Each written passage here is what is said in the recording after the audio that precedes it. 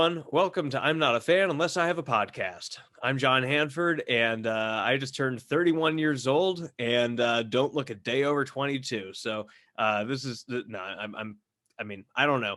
I look good for my age, I've been told. Yay, acne. But anyway, we, um, so I've been doing a bunch of stuff. We had to take the last week off. I've been focusing on a lot of other projects. There's a lot of stuff I just have going in the works. Stuff's opening up again, so I've been doing stand-up comedy. I actually just got booked to do a show in Boston, Massachusetts, in the summer, so that's going to be fun. More details on that, like closer to that date. But stuff's in action, and I'm starting. I need to start working on other projects again, and so yeah, I don't know how. Frankly, I don't know about the frequency of this podcast, or the consistency of episodes coming out. But I think I'll at least try to do something every, like, if not every week, every couple weeks. We're gonna shoot for every week though, just because I want to keep this going. This has become another part of my life. So this is not the end of the podcast, and I don't know if anybody's been fearing that, if anybody needed reassurance, but I felt like it was something that I had to get off my chest, because I hate letting people down, especially when I've built somewhat of a following with this super niche, very inside baseball King Gizzard podcast. So I celebrated my birthday, in celebrating, what I did is I treated myself to some sushi. I bought a quarter ounce of weed, and I also got the Newberry Comics exclusive pressing of Infest the Rat's Nest, which I'm pretty thrilled about. I forgot it came with that 24 by 36 poster, so pretty thrilled about that. Gonna have to get another frame. I absolutely love listening to that on vinyl, because it has been a topic of conversation on this podcast a few times, I think. Just the sound quality of Infest the Rat's Nest, and a lot of their pretty much a lot of their albums, I think, since like, obviously it always sounds better on vinyl, but I have commented on like how KG sounded insanely good on vinyl versus just listening to it digitally. And same thing with Fishing for Fishies, and other people were saying, oh yeah, same deal with Infest the Rat's Nest. And sure enough, yep, picking up on some tones that kind of got lost in the in the digital mix. It might also be just that these Sennheiser earbuds aren't the best, but whatever. Vinyl's great. And I also picked up Iggy Pop's 2019 album, Free, and also another Newberry exclusive pressing, Up on the Sun, Meat Puppets. So great albums. Thrilled with my purchase. Yay, American economy. Let's keep this bitch going. But speaking of Infest the Rat's Nest, our guest today, this dude Johnny, he might have actually set the record for longest episode. Obviously, if you guys will know if it's the longest, because you guys you can see how long the whole episode is. I don't know how long it is yet, because I'm still recording the intro, but I think this is going to be the longest episode ever, and it's not going to be because the intro was too long.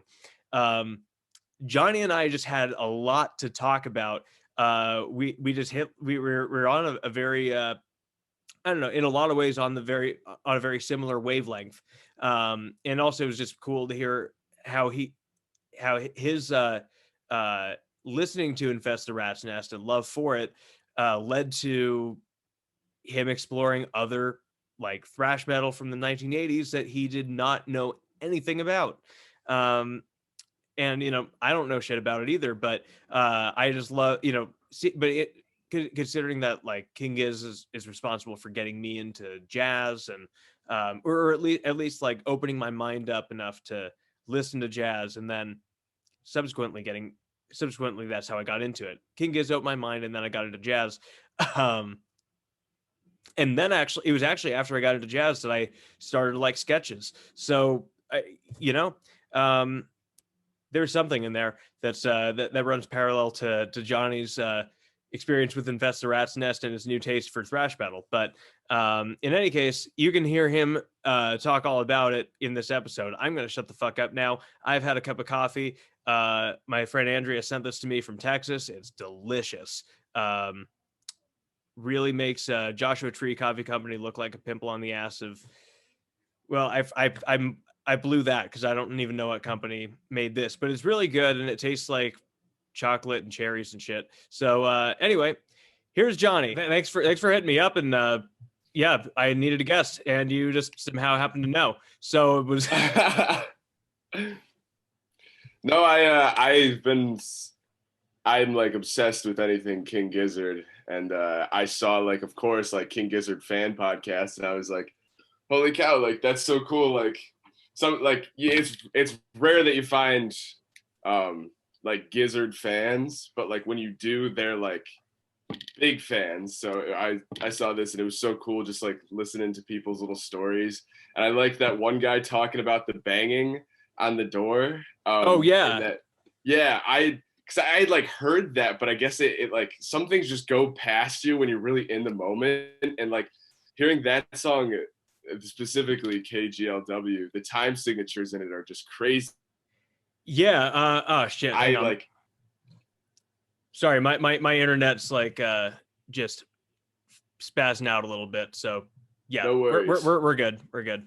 But yeah, you were talking about the time signatures in the KGLW outro. I just learned what those time signatures were last night watching Lukey's bass rig rundown. Did he watch that video? Like they just started watching it. I saw it posted. I started watching a little bit of it, but I was like, I can't watch this at this moment. So he talks about those time signatures? Yeah, because he does a whole play along with KGLW, the outro. And like as he's going into each different section, he announces the time signature. Or he's just like, yeah, this one's in 13. and I'm just like, no way, that's the time signature they're in now. But it was really cool just to hear him call it out, because even for a few measures they're in 4/4, and that was a little Easter egg I hadn't really paid attention to. But like I think Stu at one point said in an interview that like it's weird that like whenever they do play 4/4 because they're just not used to it anymore. But I don't believe him for a second. He's pandering to an audience. I mean everything's a 7. Yeah, truly. I mean, I'm sure that they feel. There's a quote. One of like the earliest odd time signature players was Dave Brubeck of the Dave Brubeck Quartet. Have you heard of him? Yeah. Yeah, and one of the famous quotes by their saxophone player, I forget his name, was, but if we played in odd time signatures like we did in 4/4, we would get fired from every gig. And like, man, does King Gizzard have such precision and groove in their ability to play those odd time signatures. So I could see what he's saying. Like they seriously have it like down pat. Like they just the teensiest little elements. Like I think they're heavily underestimated as serious musicians. At least, because I know Stu's quoted as saying like, "I'm not the best guitarist, so I had to figure out like what to do." But I think the quote of like the best guitarist, like a lot of people have that definition of like maybe a Steve Vai sort of guy, like a shredder, or like maybe Jimi Hendrix, who like the God Almighty. But Stu certainly has the like, and they all do as a band, and which is crazy for all 7 of them to have such a feel. Like their live shows. The first time I saw them live, it was how many times have you seen them live? I've only seen them once. but I'm gonna see them 3 times this year. Hopefully, if everything goes as planned with quarantine. Yeah, I mean, things look to be, I mean, oddly good. Yeah, I don't know. Like, I just saw the Bonnaroo lineup was announced, and they're on that along with Tame Impala and Primus. Um, yeah. You like but, Primus? oh hell yeah, Hell um, yeah. yeah. But I mean, yeah, like I don't know. It seems like the more, I mean, like indoor dining just opened up in California a couple weeks Nice. ago, and like if anything's opening up in California, that seems like a huge paradigm shift. So, um, yeah, it's I'm optimistic for Red Rocks and for shows this summer and fall. Are you going to Red Rocks? Oh yeah, both nights. Holy smokes, me too. Hell yeah. Yeah. I mean, like this podcast actually originated just because I needed something to fill the void, Gizz related, for May 5th and 6th. So like, yeah, like we're coming up on 1 year of this podcast existing. Um, and yeah, I mean, like the first week of May, I probably had like probably did 10 episodes, just recorded 10 episodes like with 10 different people. Just yeah, I was so ready just to talk Gizz with strangers because like Yeah. I knew it was going to be a while um, before Red Rocks was actually going to happen, and yeah, we're still what 7 months out, so Yeah. Fingers crossed. Like hopefully that's enough time for everything to. But yeah. yeah, I'm so stoked. Did you watch their live show they put out, like the micro tour? Oh With yeah, just like yeah. The live in Melbourne. yes. Yeah, that was. I mean, it was great because like it was just like a chunky shrapnel light, like it was the same kind of idea. I loved how they like they panned over to the audience, so you got to see things from the band's perspective, and Yeah. I mean, just that set list too is just uh, Awesome. opening with Odd Life, like, and then also somebody just posted Some of Us, the live debut from last night when they played in Adelaide, but Sweet. yeah, so like they seem like two, but obviously you've seen Odd Life, like it seems like a very different song when it's played live because like, Yeah, definitely. and especially to Yeah, I thought open. it was an odd opener as well. I was like, Yeah, really? yeah, I But mean, they get into it, and the way they opened with it, it was powerful. I was like, all right, I could see what they're up to. yeah, it would have just made my day though if they had thrown Melting somewhere in there. uh Oh yeah, that would because have been great. like I feel like Odd Life, like maybe Melting into Odd Life would be just kind of a nice tandem, but or vice versa. I don't know. I think they've only played Melting live like once or twice ever. Really. um and it's, yeah, that's one of my favorite songs off of FMB, and yeah. That's it's so funny because like with a band like Gizzard, just the way that like the fans are, you talk to anybody and it's not like I don't know. I feel like if you ask, I feel like there's a good amount of music at least right now. Like King Gizzard has really brought back the sentiment of like you talk to any fan and there's no two fans that are like it's rare to find somebody who has like the same favorite song that you have. And even then it's like can you really pick a favorite song? Like you go album by album and be like, oh, my favorite songs are this and this. And that's a big thing too, is like King Gizzard fans know the albums. It's like this is a little like this is an era. And they are really like it's crazy how well packaged I think the albums are. And just like I think above all, there's this quote I've heard of like I think it was somebody talking about King Gizzard, but it was that like it's the song above everything. Like it's not like they're always working at some concept. Like you understand what the concept is by the end of it, but each song is like just incredible. They and like even when they do reused material, it's very tasteful. And it's like a Yeah. holy smokes. It's not like they're like jumping back in and being like, all right, now we're hearing this again. It's like, no, there's that thing in the background. And I have heard critiques of like when I've tried to show people who are adamantly against it, like a lot of it can start to sound like when you're listening to a whole album, a lot of it can start to blend together. But For sure. I mean, Nonagon especially, but oh yeah. But from a musician's perspective, it's like they, in my mind, they're Picassos of, and I mean, I think of like Stu McKenzie as like the guy yeah. on like, I mean, he's the lead writer on most songs.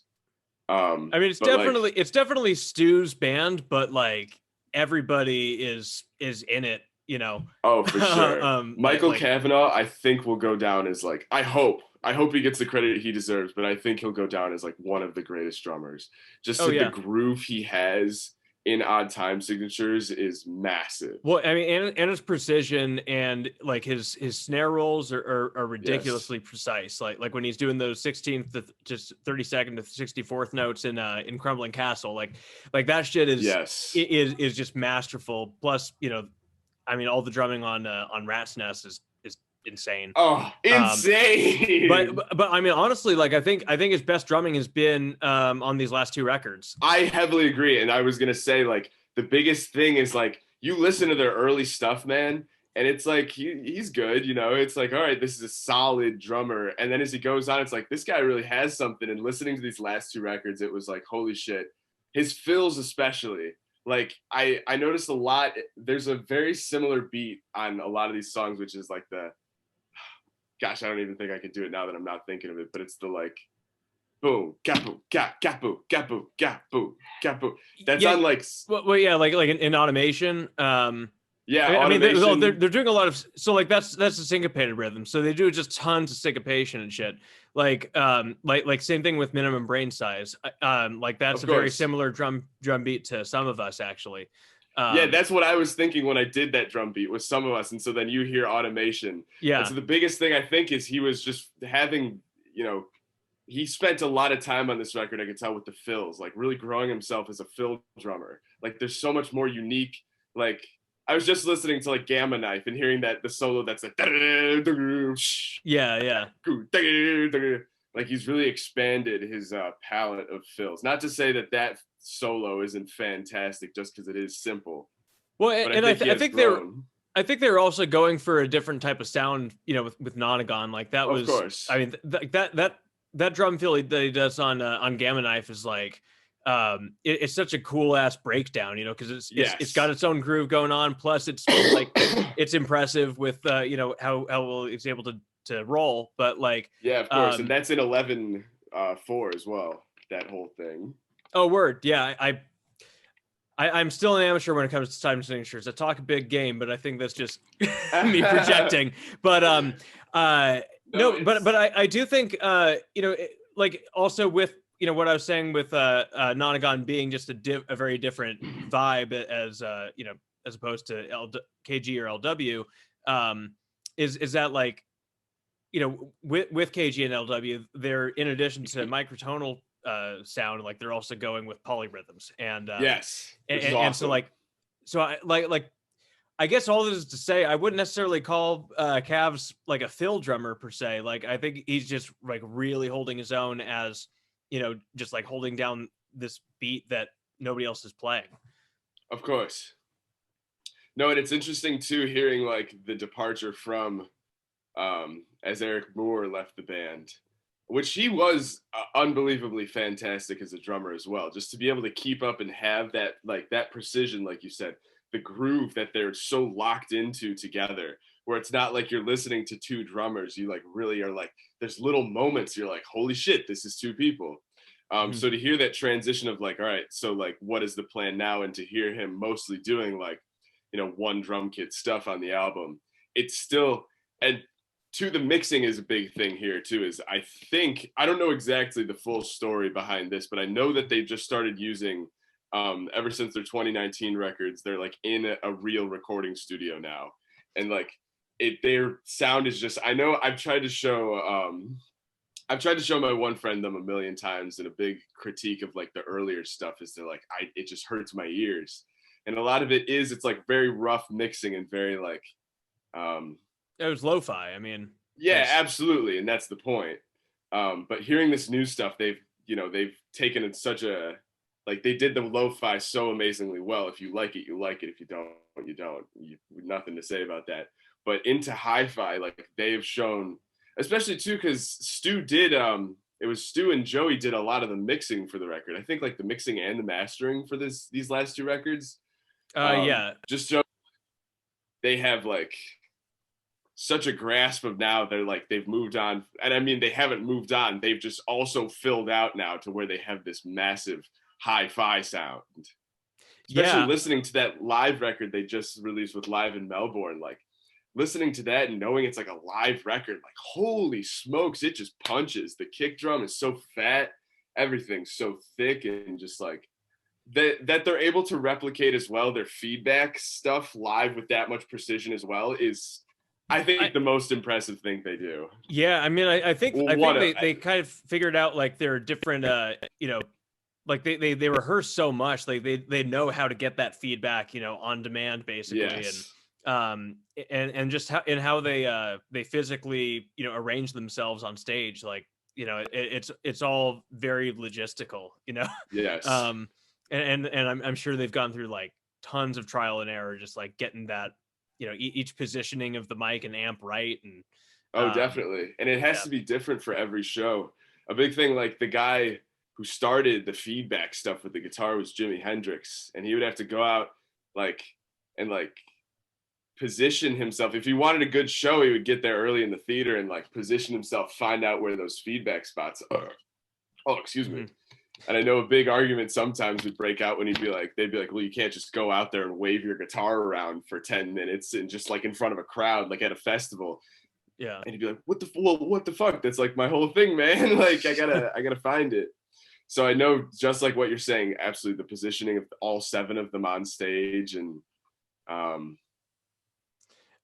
yeah, I mean, I'm sure them live too is. Go ahead. Yeah, no, I was just gonna say, like, I'm sure when they're sound checking on stage, like at that point, there's like either we got the feedback or we don't. But but just in terms of like the settings that they have on their amp and like where they're gonna position the amp on stage, because I've noticed their stage setups are pretty much consistent every tour. Or like back when they had 2 drummers, like they would arrange themselves differently sometimes. Sometimes they'd both be facing the audience, other times they'd just be facing each other, and honestly I preferred that. But but it was just like they would just keep one setup for a whole tour. And yeah, and I don't know where I'm going with that. Just just like an attention to detail thing, I guess. No, it absolutely, like I've been heavily studying their feedback stuff, and there's this guitarist on YouTube. I don't know if you've ever watched. His name's like Charles Merlot or Mario or something. Huh. Maybe. He does like, he's, at least to me, just trying to learn all the King Gizzard stuff. He's consistently like uploaded videos doing like guitar covers, and he talks about they have like a guitar pedal specifically that gives them that like that's that like signature yeah sound with the like the delay, the flickering and such. Yeah, the delay. The delay and the feedback. And gosh, I guess I'm kind of losing my train of, but like trying to figure out, I've been like spending time in my amplifiers in my basement, but like trying to figure out just how to do that on cue and stuff. And it's like, I mean, you need some serious stuff, huh? You just need a pedal. Just need a Boss DD6 for just to get that delay effect. Oh no, for sure. I mean, like they get the delay along with getting like the feedback. Oh, the delay itself, yeah, absolutely. You just need a pedal, which I do. I use a Echo Rec pedal. I can't think of like what the brand is, but I got one on eBay. It's a nice little thing, but I could see why the person was selling it on eBay. It always like gives out on me, and I have to like, oh shit, press it on and off, and it just ruins my signal.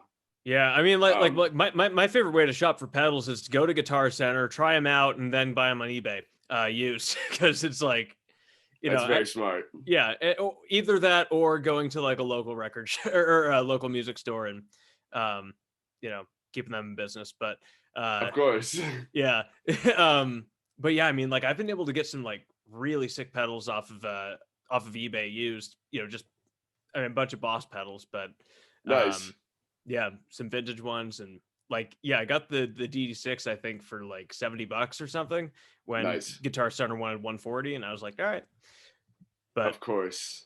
Always yeah, gotta look on eBay. yeah, Yeah. we don't need to go further down this tangent of haggling, but um, No, what? So you play guitar? yeah, yeah, yeah. Nice. I play guitar and I mean and mandolin, and like I've been doing guitar since I was 8. So Really um, nice. yeah. Same here. Oh shit, Like exact same age, 8. Yeah. shit. How old are you now? It's 21. All right, word. What about you? I'll be 31 next week. So Nice. yeah. You look Um, really young for your age. Thank you, man. It's a fucking blessing. Used to be a curse, Absolutely. but like yeah, it's pretty solid. I feel like I got some I basically, I don't know, got an extension in my 20s. And or who knows, maybe I'll just prove to be an extension in my 30s and 40s, and I mean shit, I'll just die 10 years young, but nobody will know. Um Exactly. They'll be like, "Oh, he was so young, and really, you were 125 or something." uh maybe one day I'll have that kind of money, but no, um I was gonna get to something. Well, yeah, you're saying like with guitars and stuff. Yeah, like sometimes when on the off chance that like I don't have an episode coming out a certain week. So for example, this week, um, which I haven't yet posted at the time of recording, but I am planning on releasing a cover of Inner Cell uh, Nice. instead of an episode for this week. Since sometimes like I just don't, either I don't have a guest or I just don't feel like talking about Gizz one week, and I'm just like, well, we got to keep something going. So I'll post a Gizz cover to YouTube, and people like that. Like a couple months ago, I posted a People Vultures video. No Um, way. yeah, so that was I mean, check it out in What's your own time. your yeah? What's your YouTube? Oh, it's just I'm not a fan unless I have a podcast. Have you just been listening to the podcast, or I was like gonna on? say if it's that. No, I've been following you. I've kind of been listening to like it popped up on my hashtags or something. I think I can't remember how I discovered you, but I've really been like listening to all your Instagram clips. Oh, cool. Yeah, that's that. I'm glad that that's working. Absolutely, that's working. Cause like, Yeah. oops, I can't find you now. Oh, there you are. It's great seeing like the little highlights of too, and like how people like discovered King Gizzard and this and that.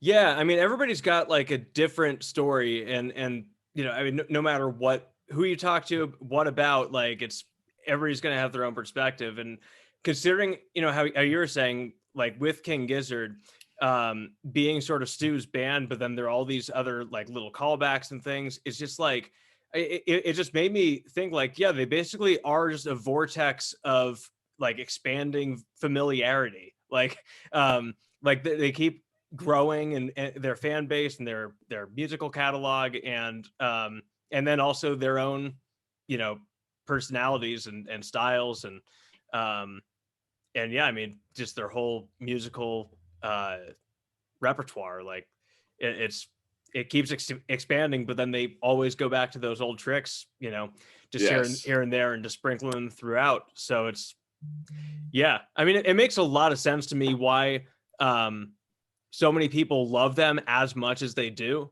because it seems like they appeal to people like you and me who are very detail oriented, and like once we get into something, it's like, well, let's really explore this, Yes. and yeah, I mean, because it seems like that's what they're about too. And yeah, I don't know, I feel like that's very underappreciated No, in life. 100%. I think it's underdone in this day and age. It's a lot of people or like artists, they find their sound and that's their sound. I think the biggest like people have said like, oh wow, Post Malone's sound has changed so much, and he's really still making the like, like I could dig some Post Malone, but like he hasn't made that big of a change versus King Gizzard going from like Polygon Dwanaland to Fishing for Fishies to Infest the Rat's Nest. Like what a slap in the face of a record that is, Yeah, I And like so I was never into like my love for music always went from like everything up until 1979, and then like most of like the rock from the 80s. I just couldn't stand it. Like not White Snake, not nothing. And like I could dig some Metallica, but like I didn't want to look any deeper into it. And after I heard Infest the Rat's Nest, I was like, whoa, there's like a whole genre of this that I haven't like explored. Holy cow. And I've gotten heavily into Metallica and very into Megadeth. And um it's like they have the ability not only to like bring in more fans from just wider bases, but also like holy cow, that opened my eyes to like this is awesome. This thrash metal stuff is punching and just aggressive and powerful. And yeah, I can't get enough of it. That's awesome. Yeah, I mean, like, yeah, if it wasn't for Gizz, I probably wouldn't have gotten into jazz. Like, and you know, there are those people that Which say is crazy. Sketches isn't jazz, and the River isn't jazz. I'm just like, they are at the very least jazzy.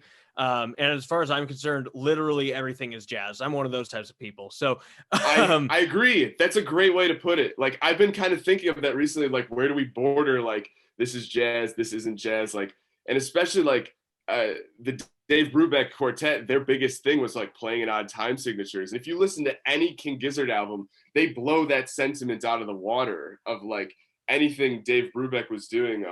Polygon Dwanaland takes it 20 times further. And yeah. So absolutely, I heavily agree with that. Yeah. Sorry for the interruption. Oh, no, not at all. I mean, it's like, I had a really awesome thought while I was on mushrooms about, you know, almost a year ago. And that was that, you know, if everything is, because I believe everything is operating at like a frequency, which, you know, would indicate that it's vibrating, which would indicate that everything is making a sound of some kind. Therefore, everything would be acting in unison in a polyrhythm. Like that would just be, you know, life in the universe and the whole thing. Everything would be acting, vibrating in a polyrhythm, which would probably just be jazz. So, you know, with varying degrees of doom and thrash metal. So, depending on which country you're in, but yeah, I like looking at things like that. And that's my argument to anybody who says Sketches isn't, or anything isn't jazz, and they're getting all gatekeepy about shit.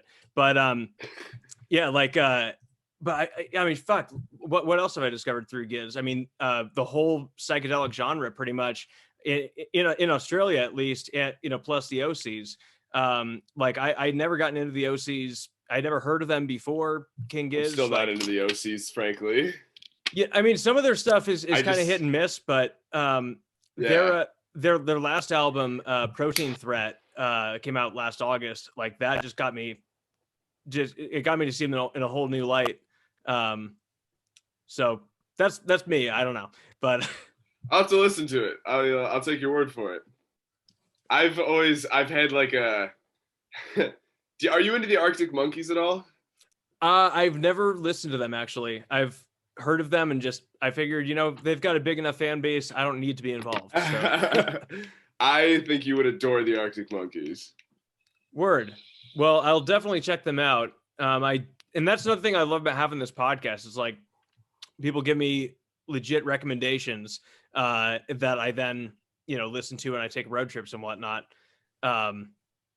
Yeah, like I started listening to King Crimson, Can, or I've also heard them pronounced Con. I don't know if you're into krautrock, but I would trust the Germans would probably pronounce it Con. I don't know. Who cares? It's just a word. It's just a sound. I kind of a similar thing where like every time I tell somebody like I love the Arctic Monkeys, they'll say, "Oh, well, are you into the Strokes?" And I'm like, hard no. And that's kind of every time somebody's like, you know, into King Gizzard, it eventually gets brought up like, "Oh, you've got to hear the OCs," and I'm like, I've heard of the OCs, and it's just like, they just. I guess don't do it for me. I don't want to give a hard critique to their music, obviously to each their own. And I'll listen to that new album. Like you said, I'm always down to like give somebody a fifth, a sixth, a seventh chance on music if I keep getting recommended it. Yeah. I mean, I used to hate Creedence Clearwater Revival with a passion. Like when I was like like a freshman in high school, I was just like, "Fuck Creedence, they're the worst." And then it was a pretty quick flip of the switch after, because like my friends, like there's like, who even is this band? So they started listening. There's like, actually pretty good. And then the more that they would say it's good, the more pissed I would get. And like eventually, something had to give, and I was like, "All right, you guys are right." Yeah.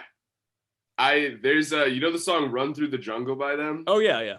Yeah, I every time um I mean now it's kind of in my head. It's kind of one of, the double-edged swords about music is that the more you like love a song and get into it, there's no longer that shock value of like, whoa. But every time I heard that song for like the first, like I had just I had heard it, of course, like Run Through the Jungle, but I'd never like heard the song. And so like it's always like you like turn it on, it's on the radio, or it's like in a show. But like hearing that feedback at the beginning, the like where they're all like revving up their instruments, like I would hear that and I'd be like, what the fuck is, like, what song is this? Like, what am I hearing right now? That is one of the coolest intros in rock history. Yes, Yeah, I agree. And the first time I ever heard that was in The Big Lebowski. They sampled it. When they're doing the hand. I don't know if you've seen the movie, but for anybody I who haven't, has, unfortunately. yeah, I've been told a million times. That's when it's a classic. You got to see it. Okay, I believe you. I believe you. Yeah, but they sampled that for one of the more suspenseful scenes. It's a comedy, but there's still some suspense. Of course. But yeah, and I was just like, oh god, that's so cool. And then years later, I hear "Run through the Jungle" for the first time, and I'm just like, that's what that is. Okay. Whoa, that's so cool. Yeah. That's cool. Whoa, I love making those connections and like hearing about like other people making those connections. That's just like a beautiful thing. And like it's crazy how like something lurks in your mind and then it just gets recalled and you're like, whoa, this is from The Big Lebowski. Well, and there are also this is part of where I'm an idiot sometimes. Like I completely missed the part, because like one of the themes in The Big Lebowski is that the dude gets his Creedence tape stolen. So his love for Creedence is very much like a subplot, and and he hates the fucking Eagles. So it's funny you say that, because that thing about you hating Creedence with a passion, I hated the Eagles with a passion up until just recently. I had a string same. Whoa, cool. I had a 3-song string. I've been getting more into animation recently, and so I watched Heavy Metal, that like 1980s movie. Okay. And it's got that I don't know if you've heard, there's a song that Don Felder has, and it's like, oh, it's just tasty. I'm not gonna do it any justice. But it's like bum bum bum ba da da dum ba da dum dum dum da da da dum. And like that's kind of what the whole song was really built on, but just the thickness of just that simplicity in it like really got my head going like this, and I was like, shit, like this rocks. And from that I heard Victim of Love, which I felt in my mind was like a step further, where that song is just built on like bow, bow, bow, bow. And it was just like a step further in that simplicity, and I was like, this is solid. And I've always loved Joe Walsh. And then finally I heard I like was driving one day and one of these nights came on. One of These Days is a great song too, though, the Pink Floyd song. Oh, I actually don't know that one. Oh, hang on, I'll bring that up in a sec. Yeah. But it's at the end of this at the end of one of these nights, they do these harmonies that they only do like once. Or no, that's at the end of Victim of Love. I'm being silly. They do this like syncopated, like they go like whoa, whoa, and they only do it like twice, and then it's just the song ends. And it's one of those things where you're like, God damn it, now I need to listen to that whole song again just to hear those last 2 bars of the whoa, whoa. And so from there I got into one of these nights and just like really listening to their harmonies. I was like, man, these guys really, like, when harmonies hit, they hit. Now I'm a believer in the Eagles. I mean, I was listening to a podcast with Patton Oswalt, the comedian, and he was pointing out how like everybody gives the Eagles so much shit, but do you have any idea how hard it is to write one hit? And they have Yeah. like the best selling album of all time is the Eagles' greatest hits. It's an album of literally just hits. The Eagles made that, therefore they are a great band. I mean, they're really good at making hits. I So think like it's I gained a whole new appreciation for them, musically. I still don't think I could listen to them. Like, but I no longer hate them.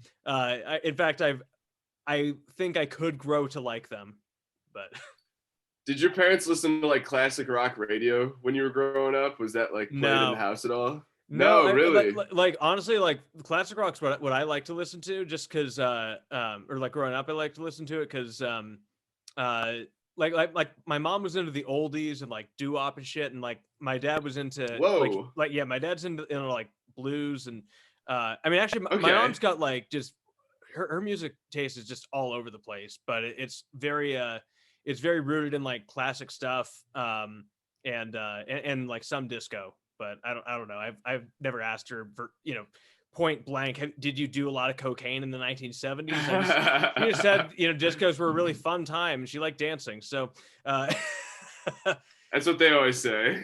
yeah. Yeah, my parents apparently met at a party in the 80s and I know no other details. So, it's Of course, of course. yeah. But Well, yeah, I mean, we don't like need to infer any further than that. nope. But yeah, I mean, like I when I was a kid, like I just listened to records, because like we had almost every Beatles album. So I was just growing up on the Beatles and basically getting as into the Beatles as I am into King Gizzard. And I was the exact same way. That's yeah, crazy. yeah. Wait, so is that why you started playing guitar when you were 8? Dead ass. Well, it wasn't why I started playing my guitar. But like once I was playing the guitar and I was starting to like expand, I was a little blossoming flower until I heard the Beatles. Then it was like F Iron Man, F Smoke on the Water. I just want to learn every little Beatles riff, like how they write a song. I realized like, because then it was like, you're kidding, that's the Beatles. Like, yeah, I'd heard like 8 Days a Week. I had heard like Mm-hmm. Love Me Do. I had heard, because both my parents were like classic rock radio, was like, so I knew all of the songs and it was like, you're kidding, these are all the same dudes, like that's crazy. And like that kind of is a testament to like maybe they're a little bit overplayed like 50 years later, and that's why some people hate the Beatles. But to me it was an awakening of like, these guys know how to write a song.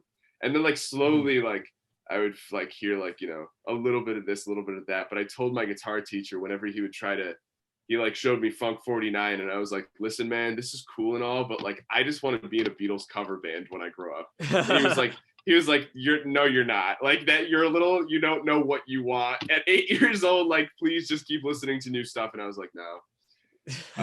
So for a while I was like inbred on the Beatles. It was just Beatles, Beatles, Beatles. Yeah, that was me for about 3 or 4 years. Like, yeah. And then Nirvana came along and kind of broke that curse. So that I started getting into like alternative rock. But I was just thinking like, the other day John Lennon's Instagram account popped up because that's the thing, and I'm just like, what the hell? Yeah, I'm just like I'm thinking, John Lennon, would he would he ever agree to even have an Instagram account if he were still alive? And like, it's funny when you see Paul McCartney do like anything on the internet because he still doesn't know what it is. But like John Lennon, like his bio currently reads John Lennon / Plastic Ono Band, the Ultimate Collection, April 18th, pre-order now. And then he gives like a Linktree link, and I'm just like, this dude would never fucking self-promote like that, or I mean, obviously it's PR, but like the whole idea of like John Lennon having any type of like social media is just so silly to me. I think that about Jimi Hendrix as a social media, and like, it's like, dude, come on. And I thought it was very distasteful. Like David Bowie didn't have an Instagram. I'm like pretty sure like David Bowie didn't have an Instagram, and then he died, and then an Instagram popped up for him, and I was like, oh, that's just distasteful. Like, come on. And it was immediately promoting like the David Bowie collection, like 35 years of music or whatever it was, like 50 years of music. Yeah, I mean, it's, obviously everybody deals with their grief in their own way, but like the estates of some of these amazing musicians, I'm just like, good fucking God, please give me a break. Like, um, I mean, 100%. like my guitar teacher when I was like probably in 8th grade or something, gave me the lowdown with like the whole, like Jimi Hendrix, whatever that is called, like the company that manages like all of Jimi Hendrix's properties and stuff. Like they're, yeah, I I don't know what I'm talking about, so I'm gonna stop. But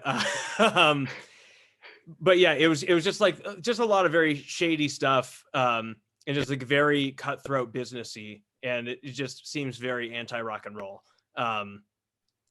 So yeah, but So his manager, it was his manager kept all of his money in an offshore bank account, like in the Bahamas, where like it would be, tax, like how like musicians flee taxing states. right. Well, like, I mean, that's like why they filmed Help, I think, in the Bahamas for a few days so they could have it. really, Yeah, so it could be an offshore tax movie. Like, that's awesome. yeah, But that when they think like they know his boss had like heavy ties with the mafia, and there was like a point Jimmy, like they kidnapped Jimmy for a night, and they were like holding him ransom, and they like told him like they like told the guys who like kidnapped him, like, listen, like he's under this protection, like you keep your hands off of him.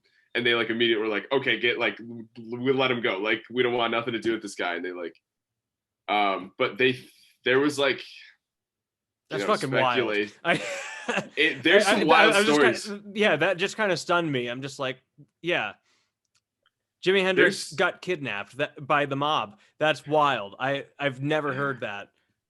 And his manager was just like, it had him in a terrible place. It's so sad that he died. I think his death was an accident, but like, I mean, I don't know. I haven't read. I'm in the middle of reading. I'm in the middle of reading a biography on him right now. Mm-hmm. I mean, like at the part he just died, like a week ago, reading it, and so it really felt like I was like, dang, I gotta stop reading this. Like, holy shit, I really need to mourn that. Like, Jimi Hendrix just died. Like, I just read his whole life story, and then boom, it's like you really like. I didn't even think about like how young he was until like it's like, oh my god, he's only 26 right here, and this is happening, and then yeah, he's gone. It's insane. I gotta say, when I turned 28, I kind of sighed a breath of relief. But yeah, I mean, it's crazy to think like how many of those musicians accomplished so much in so little time. Kind of like King Gizzard is doing now, except I think they're all past 27. Luckily, yeah. And they seem to have pretty healthy lifestyles. Yeah, definitely. Outside of the touring. And even that is probably they're at least aware of it. So I think they know not to overdo it anymore. But yeah, you say that, but there's still like Lil Peep just died, and like this guy died. Like, it's the rappers now kind of like come on to like that culture of like it's fun to like just be completely fucked up, and that's like the rapper lifestyle, Yeah, it's I mean I don't know if that's I'm sure that's not all rap, but no, of course not. But that like that movement of like but I don't know if you've ever looked. Well, I mean, like mumble rap and like Lil Xan. I mean, yeah, shit like that. Definitely.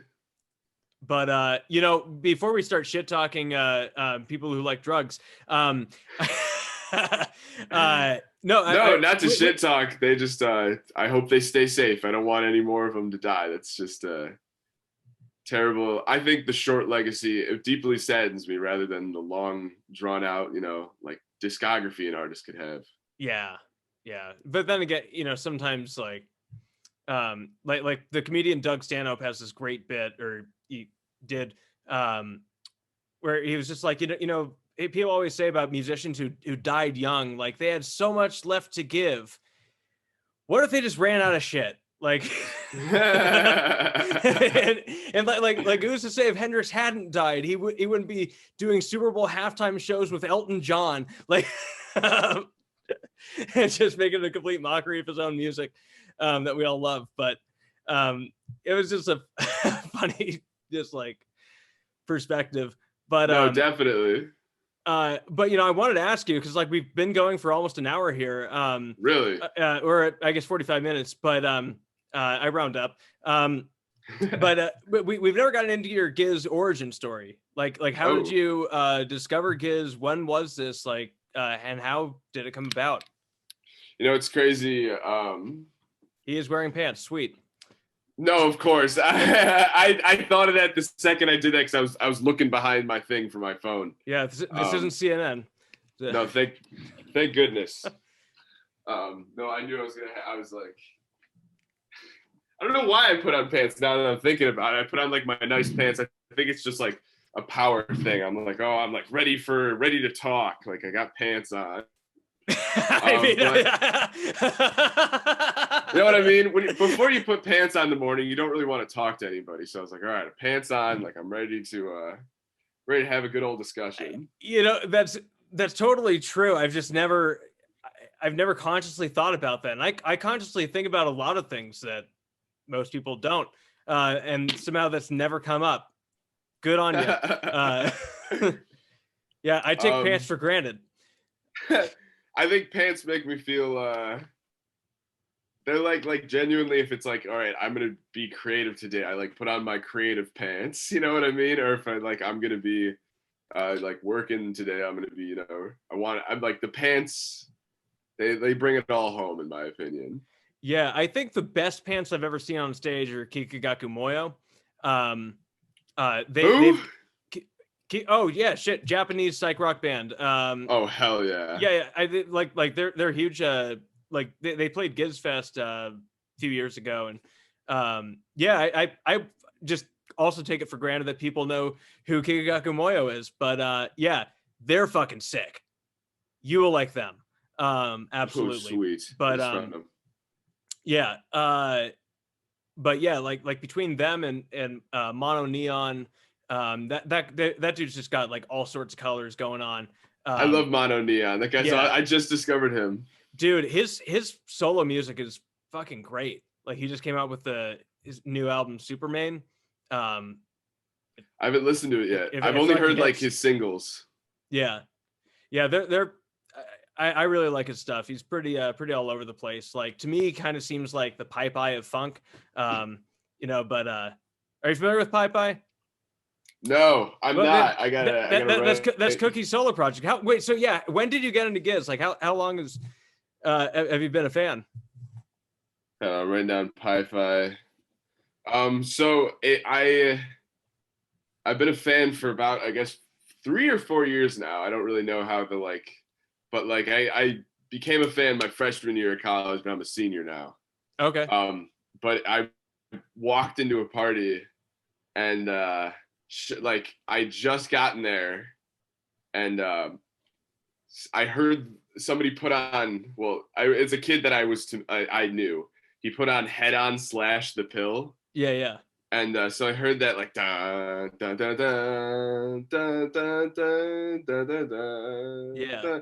And I was like, whoa! Like I knew I was like, it was one of those moments where you just know you're like where you are supposed to be.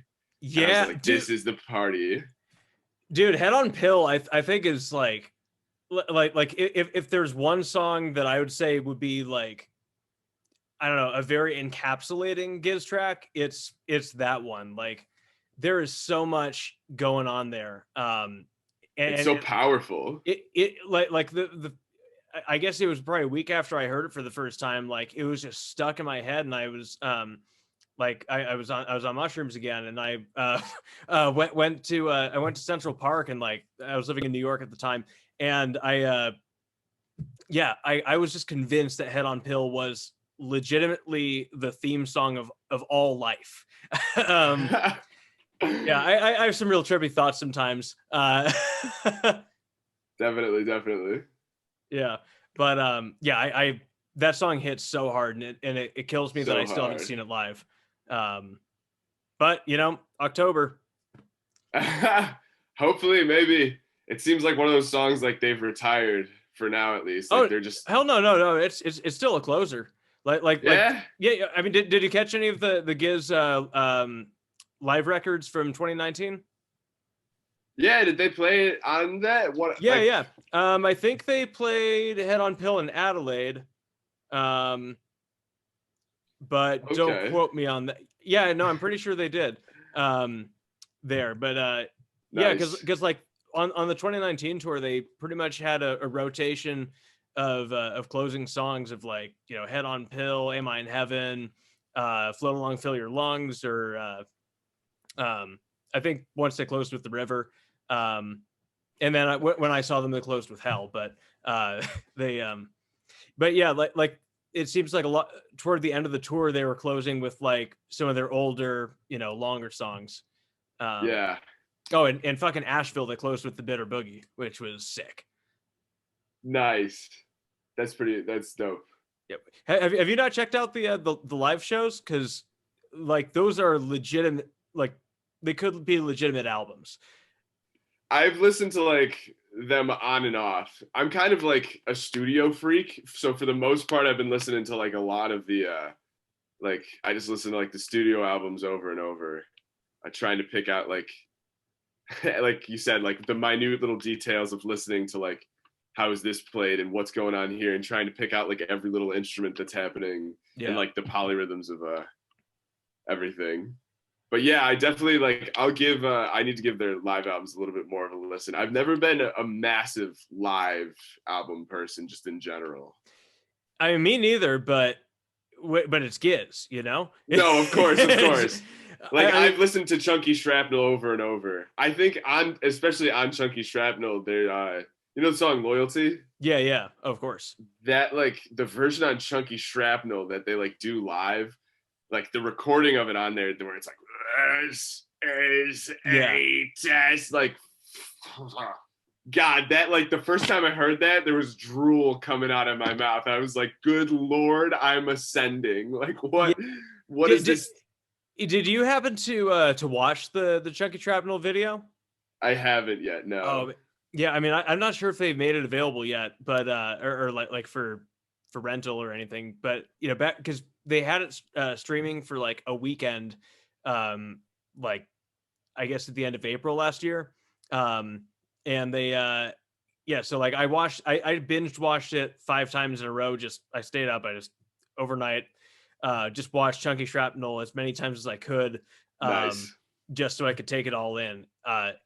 The the chills and just like my heart rate was fucking pumping, like at the beginning of it, because like it's the movie starts out and they're just backstage. You hear Evil Star going on, and like and they're just all getting loose. They're fucking nervous, and you're just like, oh fuck, the band's nervous, shit, what's gonna happen? And then they go on there, it's like, hey, and everybody's like, yeah.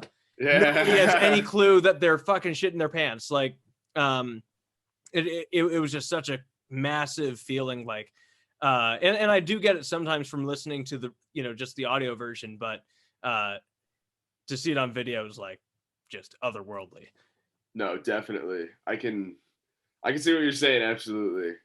I yeah, I guess I'm just more of a studio album listener myself, but you've made a hard argument for like I see what you're saying. That sounds excellent. And I love to like to get I do a lot of live listening to like get into new bands. So that's where like a lot of my like watching on YouTube and stuff like I said with like getting into thrash metal, I've been watching a lot of like Megadeth live and like Mhm. Slayer live and yada yada yada. Yeah, that's got to be sick. I never really went through a thrash metal phase, um but I like I've never gotten into it really. I love Infest the Rat's Nest, but I didn't get that inclination to go further. I was just like, hell yeah, this is a cool extension to the Gizverse. But Yeah, I get what you're saying. And like, man, it's not even just like a tiptoe into like, oh, we're gonna do thrash metal. Like they nail it, man. And in my opinion, like man, it's my favorite thrash metal album, of course, but I feel like that's not saying much. I'm not like a thrash metal head. But my friend's dad, he's in a Megadeth cover band, like he's the drummer. And Oh, I that's showed fucking them, sick. yeah, and I was showing him like Infest the Rat's Nest. I was like, yo, like let's count this. And I was like, 1, 2, 3, 4, 5, 6, 7, 8, 1, 2, 3, 5, 6, 7, 1, 2. And he's like, no way, that's so cool. And I'm like, and listen to this. It like shortens, and I'm like pointing out like the little things of it, you know, that like there are hidden in there. And just like, man, the noises they make, that those feedback sounds they have are just like, they sound so fresh, because like it's experiment, like it's dangerous territory. Like Yeah. it really is just like, it's hard to control, and like they have mastered it. Like not a lot of bands even tiptoe into that like venture. Like not only are King Gizzard's written, and like there's so many bands today, like that are, you listen, I mean, you've heard of Greta Van Fleet, right? Yeah, yeah. That are like, you listen and it's like obviously just like descendants of Led Zeppelin, and those bands have always existed, and there's always been bands that have been accused of that. But like, sorry, my rabbit just bit my toe. Ah. What do you think you're doing, you punk? What's the rabbit's name? We haven't had a rabbit on the podcast yet. Oh, her name's Bubs. It's short for Beelzebub, the devil rabbit. Nice. She's like the sweetest rabbit on the planet. Like, but she was chewing a lot when she was a youngster. So I was like, that'll be. I felt like that, and I just kept calling her like, "Hey, Bub. Like, what do you think you're doing there, Bub?" And so I started just saying like Bubs. That kind of stuck. I'll try and when she comes out of her hole, I'll show her. But she just ran we away also from me. don't need you to listen to Finger if she's gonna be biting your toes too, you know. Oh, but no, she's just been in like a chewing phase recently. She goes through like phases, you know. Yeah. I got a puppy. She goes through phases like that, and very cute. Yeah, but yeah, we're talking about Gizz. And of course. Yeah. What were we talking about? I forget. I was hoping you'd remember, but So I can go back, I guess, to my. I was still kind of talking about my origin story. What is going on, Bubs? Oh, yeah, that's right. We were going into the origin story, and then all of a sudden got sidetracked by Pants. Yeah. Right. So it was the party Head on Pill. You heard that playing, and yeah, my friend Cole, I was like, yo, what song is this? And he was like, this is King Gizzard and the Lizard Wizard. Like, I can remember it was so, like, more energy put into, like, him just, like, trying to express to me, like, dude, like, if you're not listening to King Gizzard right now and you're trying to make guitar music, like, you're a fool. Like, that's all I have to say to you is, like, you need to, like, make some adjustment changes to yourself. You need to listen to King Gizzard. And I was like, all right.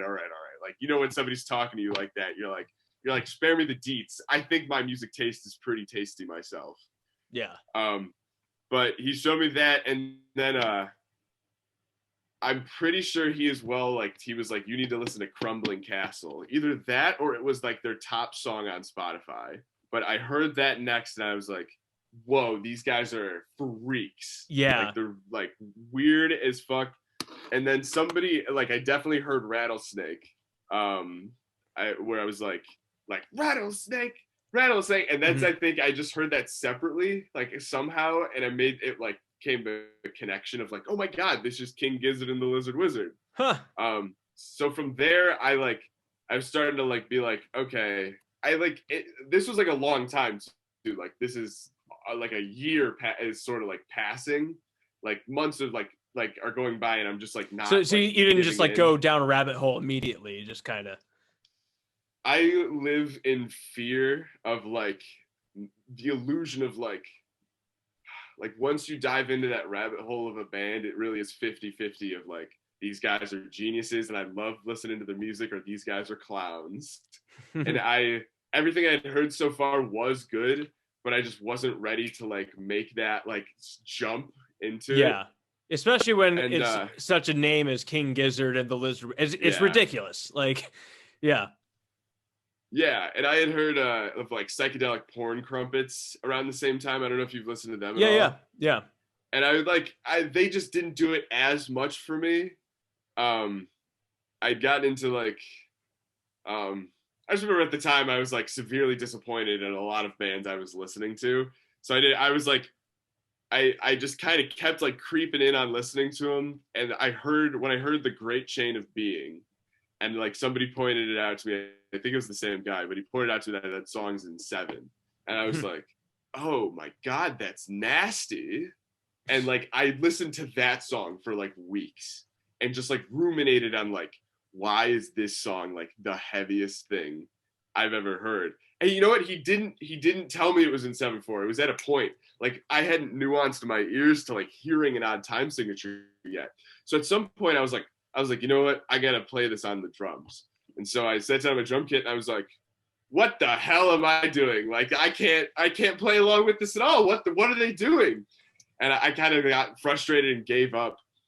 And I heard it one day and I was just listening in the car and it was like 1, 2, 3, 4, 5, 6, 7, 1, 2. And I was like, oh my God, this is in 7/4. Like I'm such a fool. And it clicked like right at this moment. I was like, I need to listen to the rest of these guys.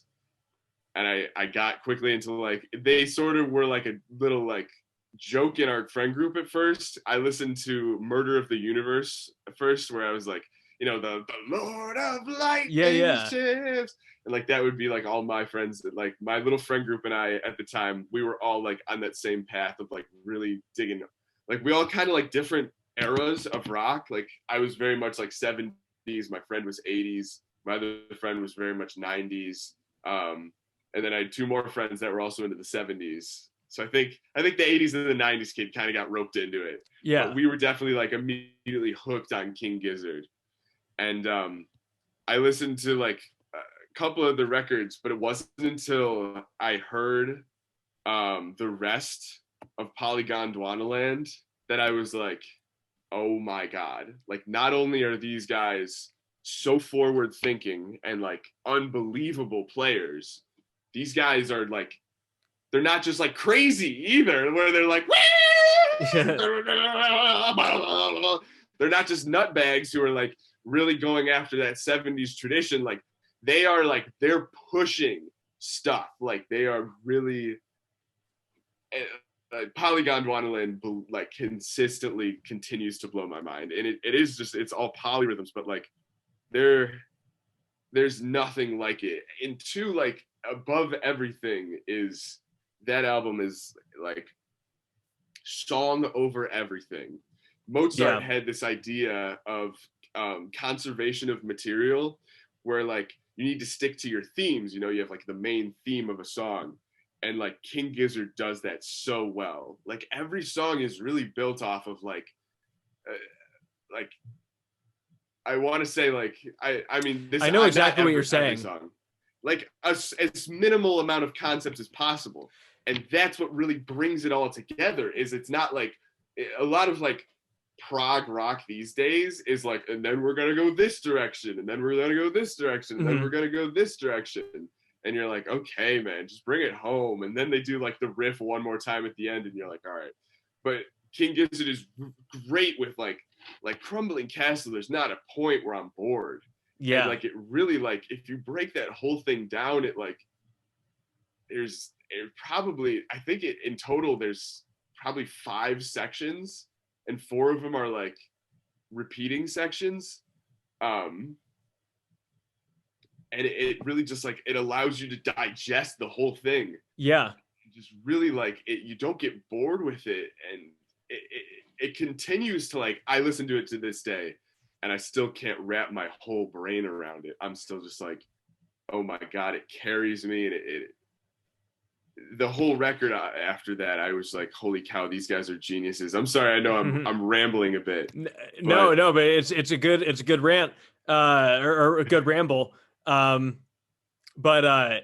Yeah, I mean, like, because what you're saying with Crumbling Castle makes all the sense in the world to me, since I taught that to myself as a quarantine project.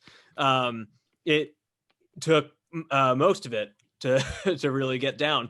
And like, because like I think that's really the only way to really learn a song all the way through, is to like actually know how to play it, and then it becomes a lot.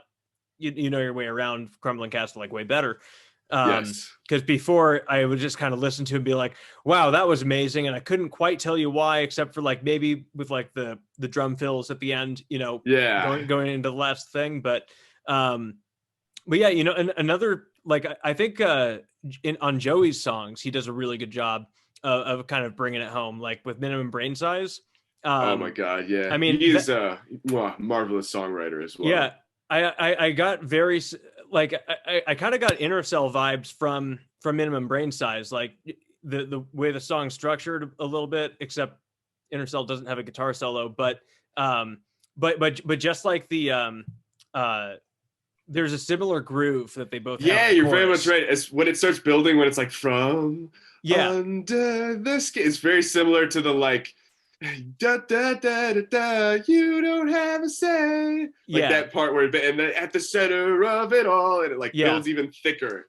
Well, and Great then observation. there are also like just the leads underneath the lyrics of the chorus that just make that whole song just genius to me. Um, yeah, I mean, because like in the same way with Inner Cell, like they're just playing the same, the main riff over the second chorus, because you find that riff actually, like, it all goes together, which is, yeah, I don't know, it's like kind of a fun Easter egg, but yeah, I mean, it comes back to that theme of familiarity, and just the idea that you're getting familiar, like really familiar with a bunch of things, and that it just kind of compounds on itself. Uh, Yes, they are absolutely fantastic at that. I think too the connections they had. They're my God. There's so many directions to go from here. Talking about like the depth of their songwriting, and like it truly is. I think like at the center of at the center of it all. At the center of it, it's like they're able to have like such simplicity on top of such complexity. Like I feel like there's so many like earworms in the KG and the LW albums. I mean, all their albums, but like they're venturing into such foreign territory with like I. It's weird to say. I don't want to like it. I have no definitive proof of this, but I like knew when they did their next. Like I feel like some people must have. Like if you maybe you did as well, but I was like the direction they're going in. They're without a doubt going to do a polyrhythmic microtonal record, and yeah. that's going to Oh, be like a huge, like massive step forward. I'm sure a lot of fans like figured that out, but like it really is like such a like they did not disappoint. Like holy cow! And every song like I the first one that when I heard Some of Us, I think that was the first one that came out, right? Was it some uh, or it was Straws in the Wind, maybe? Honey was the first one that came out, but yeah, Some Right, of right. Us was second. Um, and it was like, yeah, they couldn't have picked a more opposite of Honey to to throw out there. Absolutely. I was when Honey came out, I was kind of skeptical. I was like, okay, this is interesting. I was like, maybe they're gonna go more like traditional. And then Some of Us came out, and I was like, Jesus Christ, I have no idea what to expect. They're like, if that's one end of the spectrum and that's the other one, this is crazy. And man, Miss like, I'm sure you've heard of Anthony Fontano or Oh yeah, yeah. Fantano. That man couldn't be talking more out of his ass about anything he talks about. I love to hate to listen to him. You know what I mean? Yeah, I mean, you And know part of what? what he said was, Oh well, no, go. "You go ahead." Yeah, I mean, because like I heard his review of well, I guess, well, yeah, I guess it was LW, that this one he reviewed. I forget if he reviewed KG, but I He didn't see that did. one. Okay, but I saw the He LW one, and the LW, I was like, you know what? Objectively, I agree. Like I thought he kind of yeah. hit it on the head. Yeah, I thought he hit it on the head. I don't care for his whole vibe. I don't, like I think we're very different people, very different personalities. But his personality is that he gives very objective. I think objective, like he doesn't fanboy over anything, but like he also you could tell he likes the music. So like, I appreciate what he does, but it's like, yeah, like I'm not a huge fan of shitting on things like shitting on music, because like Yeah. it's like it doesn't matter how complex or simple it is, like anything can hit any person in the same way, Yeah. that like the same way like that we're both hit by Crumbling Castle, somebody else might be hit by Love Me Do. uh Yeah. And I'm like thinking as you're saying that, I'm thinking, I don't know if you know this song. It's by like Liz Phair or something. And it's like, why can't I sleep whenever I think about you? You know what I'm talking about? nope. It's like this, it's like this early 2000s shitty ass like rock pop song.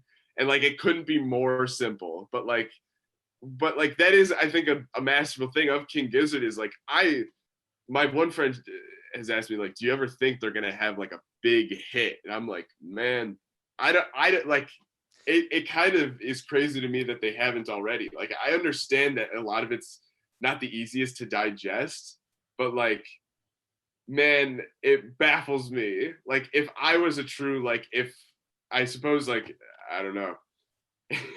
If it was more like I can't believe that my generation, like every single kid hasn't been like rattlesnake, rattlesnake. I mean, if King Gizzard was on like a corporate label, they probably would. I think Yeah. I really think that's the only difference, because like if you think about it, Nonagon was probably their masterpiece album, and then from there on they were just kind of like, I mean, and I'm not saying that their stuff after that is worse. I honestly think it's better, but like uh but I think that just kind of gave them the personal, I don't know, permission or freedom to like keep exploring the sonic space and not really care what people think, um initially, or care what people think, but like not worry about making it a hit. I don't think King Yeah. Gizzard's really meant to make hits. I think if their stuff gets wide enough acclaim, and if somehow they're able to get played on more mainstream stuff, then like it'll happen. But Yeah. I don't think they're ones It's to force it. no, of course, of course.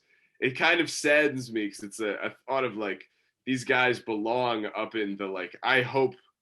I mean, already they're still a young band, and in my head, I'm like, these guys belong in the Rock and Roll Hall of Fame. No, they Like, do. I mean, if they, I think if they they will were get like, there.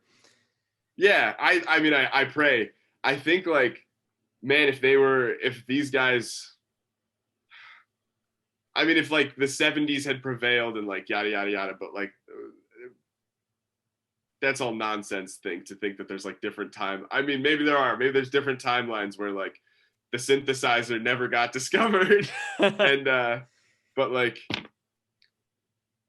I don't know. In my head I'm like these guys are like the greatest, and I'm kind of in the same space. I'm more surprised like Primus, like they've had like their hits, but I'm surprised more people haven't been like, holy cow, Primus. And I mean, even for me, it was like I just got to digesting their music in the past couple years. Yeah, I mean, Primus, I definitely don't think that's music for everybody. No, definitely not. I mean, like it makes sense that like Antipop was their like probably their most commercially successful album. It very much has that sound, of like Yeah. that late '90s. Like, all right, MTV's fucking killing it here. But yeah, like but yeah, because like I started listening to Primus when I was a junior in high school, and like I was really into them, and I was like, okay, yeah, they fucking groove. But um, I I showed them to my dad. My dad's usually pretty good about like I took him to see King Gizz, and he was into Nice. it. Um, but but like I had him listen to Primus. He was like, this nah, that no. I was just like, no, but it's different. It's like it's basically lead bass and background guitar, and like it's all bass and drums. And my dad's like, yeah, exactly. It's just no. And Yeah. yeah, I think that is just a very tough sell for most basic people. Like, um, but Oh, definitely. I've had my one friend has been showing me recently all the music she's into. and she's really into like I guess like trap rap or like I don't even know what that is. Somebody like I used to have a coworker who was like a fucking child, and he would come in like he acted like a child. He would just come in to work, and he would be like, yeah, I'm playing some trap, and I'm just like, okay, it just sounds like rap to me. And he was like, no, this is trap, and I'm just like, I don't think there is a distinction to be made here. yeah, it's kind of like with what are you like mumble rap versus this or that. But like at nearly every song she shows me, I'm like, this is the same song as the last song, and this is like the same song as the song before. There's Yeah. huge like I've heard that syncopated beat, the boom, boom, boom, boom, boom, like every single song. And I mean, not to shit on music or anything. Like people can like what they like, and she's shown me the appeal of it, but she listens to it like all the time, and I'm like, man, there's so much other music and there's so much depth to like get into. Like this is it. Like Yeah, that's I don't know. I think a big thing King Gizzard has turned me on to, and like I've always kind of been like this. Like everyone always says, like, oh, they like everything, but like as you like, I always find that people who say they like everything, like it's never even remotely anything, you know. yeah, no, exactly. But It's the worst blanket statement to make, because then you're just like, oh well, let's fucking talk about Frank Zappa. And they're just like, who? let's talk about Frank Zappa though. That dude is nuts. I love the way he a lot of people say he's overrated, but I love the way he played guitar. It's just so raw and and obviously like the jazz of it was incredible. Yeah, I mean, I still have yet to really get into Zappa, but like I know all that he stands for, and like or all that he stood for, and just the effect, the impact that he had on like all of the psychedelic musicians today, and others who probably aren't as well. Like yeah, Zappa's fucking he's a legend, you know. Yeah, Um, definitely. but we should get to wrapping up pretty soon. For sure. Because we've been going. This is definitely going to be one of the longer episodes. Not that I haven't enjoyed it at all, but yeah. But before I let you go, did you want to finish the Zappa thought, or is there something Gizz related you want to leave us off on? Oh, Just anything you've been thinking about, or well, to finish off, have you seen there's a YouTube video that like I guess this isn't really like but there's this YouTube video I saw originally that explained that like it was one of like the things that really opened my eyes to how crazy King Gizzard was like it was like it's called King Gizzard in 7/4 or something along those lines. Yeah, I think I know the video you're talking about. Is it the one where they talk about how many songs King Gizzard does in 7 time as opposed to other bands? Yeah. Yeah, that video really like opened my eyes to like, holy cow, these guys are crazy.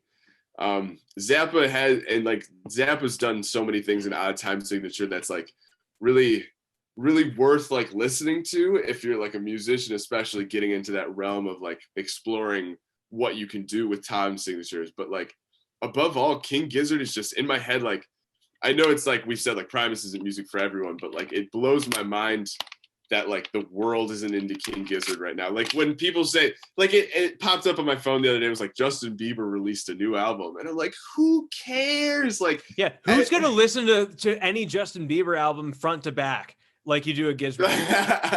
like how many thematic Bieber believers are there out there? They're just like no, you gotta listen. Like the B side is way better. Trust me. just a B side. It's music for it's music for 9-year-olds, and man, 9-year-olds don't have the attention to listen to the whole thing. No. But like I just think they're incredible. I think you should definitely listen to the Arctic Monkeys' second and third album. All right. I'll definitely give them a shot. I think that'll open your eyes to like, and their newest album is like I would compare it like to Sketches of Brunswick East, but it's so unique. There is not an album out there like it. It's like elevator music jazz, but like pop at the same, like it's got all the elements of like earworms and stuff, but you listen to it and you're like, I like hearing the Arctic Monkeys. A lot of it's like really hard, like danceable music, and their new record came out. Like, you've heard like "Do I Want to Know," like the da na na na da na na na na. Probably. Oh yeah. Do I want to know? They have so many riffs that are of that caliber that are just so tasty and so nasty. And then when their new record came out, it's this like weird, and like the melodies are all still there. It's just less riffy.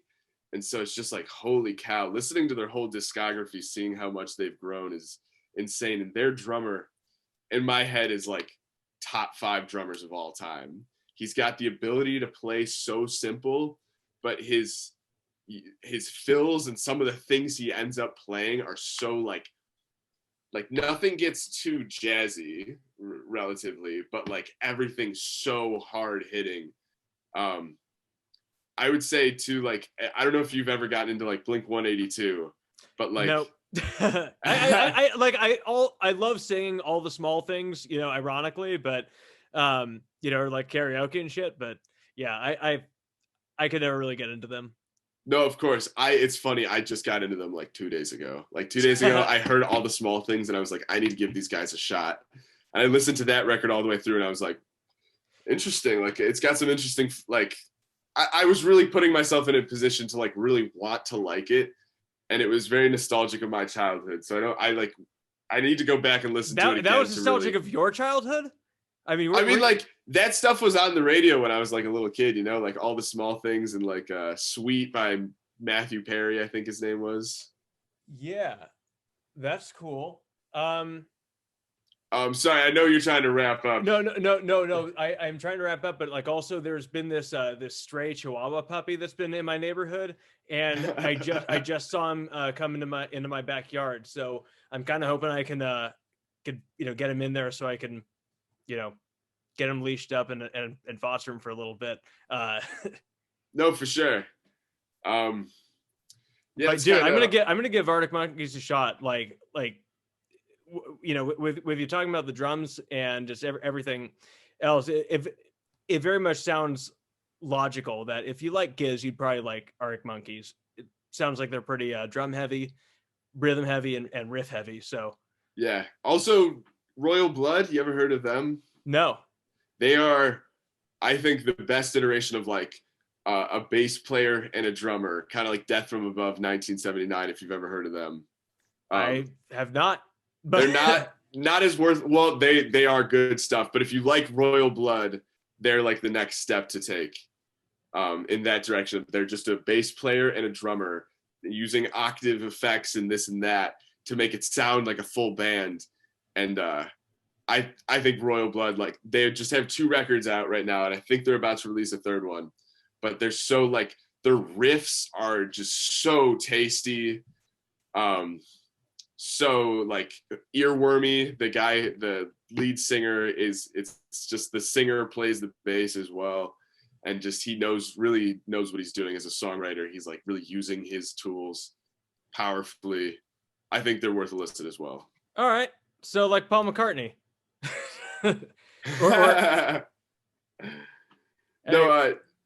No, definitely. Anyway, actually, John. Yeah, go ahead, John. Sorry. No. I just wanted to. Yeah, I think this is where we're gonna wrap. But thank you so much for coming on, and yeah, love talking with you. I'd love to have you on again sometime. It was awesome. It was a pleasure. Thank you so much. Have a great day. It was John, right? Yeah. Same name, different spelling. Sweet. Take it easy. All right, take it easy. Bye-bye. All right, see y'all next week.